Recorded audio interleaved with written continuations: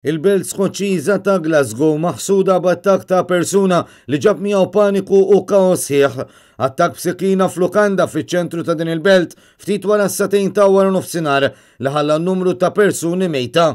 Oħrajn spiċċaw rikoverati l-isptar wara dan l-attakk, buħut jinsabu f'qada kritika.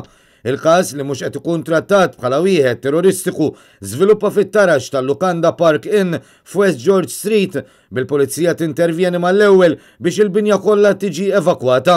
It-toroq tal-madwar ingħalqu kompletament.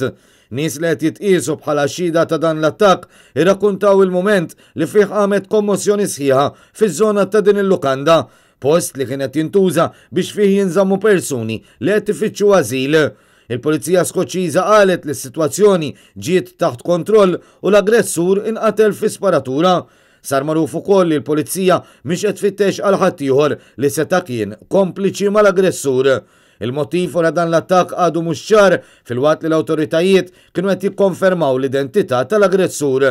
Il-First Minister tal-Iskozja Nicola Sturgeon esprimit niket għal dak li seħħ, l-istess il-Prim Ministru Boris Johnson li wassal il-kondoljanzi lill-qraba tal-vittmi. Wara dan il-każ il-Pulizija Lokali qed iżżomm allert massimu.